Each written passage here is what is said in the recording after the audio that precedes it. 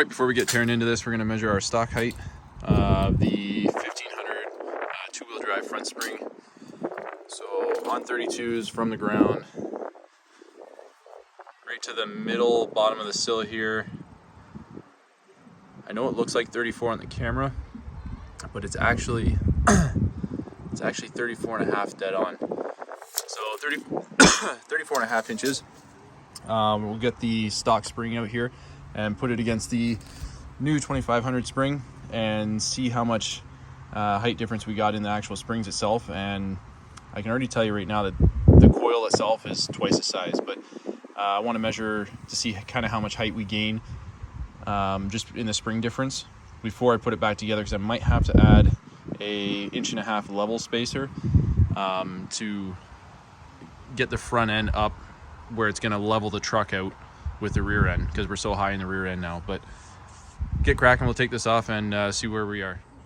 Just a quick comparison while I have them out. Stock two-wheel drive spring. This is the stock 2500 spring. This one's obviously worn out, but it sits about 1/2 inch higher. So simple way of thinking about it, they're the same height. I've read that you can get away with a 3-inch level kit without having to change anything on the front of the two-wheel drives. You might need a shock extension, but we're going to figure that out. I'll build one if I need one. But as far as the steering linkage and everything goes, you should be able to use the stock arms and everything from what I've read. So we'll test that theory out right now. All right, so the 2500 front spring is in, and we still got some heavy rake going on. So what did we gain just out of putting the spring in here? You can see there's the new 2500 spring, and right in the center we're exactly 36 inches. So we gain 1.5 inches of height just by upgrading the spring. Hopefully that kind of stops the controversy over how much height you actually do gain. So what I'm going to do from here is I'm actually going to take this back off, and I'm going to add a spacer, and then I'll let you guys know how much height I gain and what the rake ends up looking like after that. All right, so I picked up these 4-wheel drive lift kit, or sorry, I guess these are level kits. I picked them up super cheap. I think it was less than 50 bucks off of Marketplace is what I paid for them. They had studs on them for the 4-wheel drive version. I cut them off and figured it would fit in the upper control arm, which it does not. We're about 4 millimeters out, so that's 2 millimeters per side. The collar here on the bottom fits perfect in the 2-wheel drive and the 2500 spring, which is really all I need, because what I'm going to do is I'm going to take these welds on the upper ring, I'm going to grind them off. So I'll get one built up and put in the truck and see what the height brings us up to. Quick check in here. So this is what it looks like when you buy them brand new. This again was the 4x version. I was able to cut off this top ring, and I took about 2 millimeters all the way around.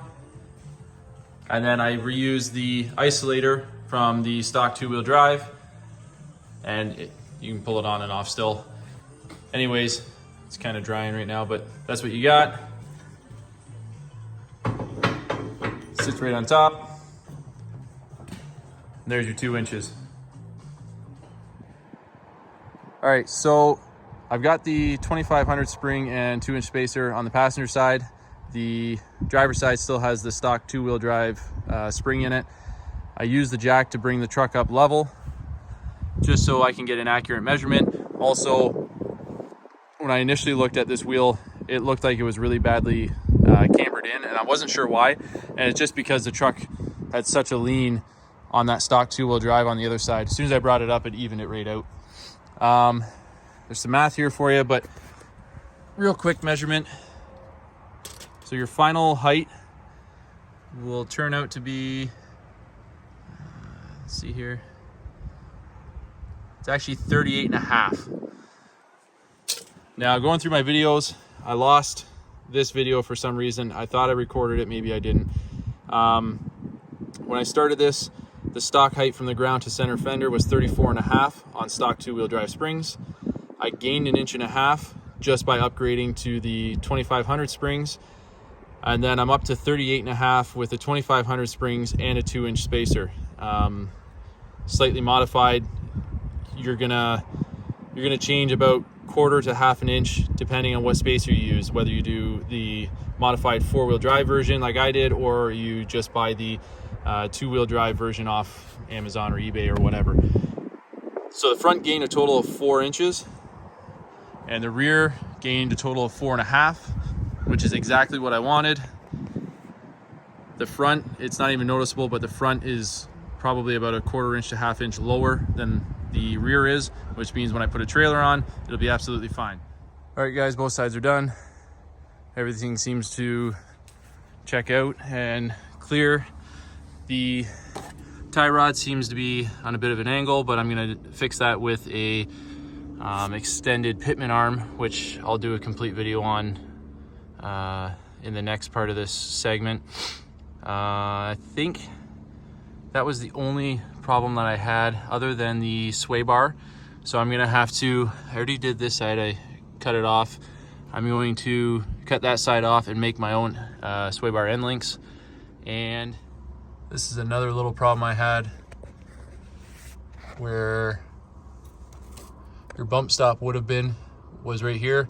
So I cut the bracket for that out. I have a piece of 1/4 inch flat stock. I'm gonna make my own bracket for the bump stop, although I'm not worried about it. It's never gonna hit it. I haven't done the other side. So just so you can see the other side, I've still got the bump stop bracket here. So I'll end up trimming that one off. I just wanted to see, or wanted you guys to see that it does clear with everything here, but I'm gonna end up getting rid of this and trimming it just like I did the other side, and then welding my own bracket on. It's up to you guys whether you wanna make your own bump stop bracket or whatever, because there is, it's very stiff. So if you're using a plow or anything, it's gonna be great, but I wouldn't think you're ever gonna have to worry about it. But I want one, just like I said, I try not to do things completely half-assed. So just for a better peace of mind, I'll end up doing one. But anyways, I got a extended pitman arm on that truck. So next video we'll do a swap. I'm gonna make my own brackets and everything for mounting on this truck, and hopefully we'll get it out driving.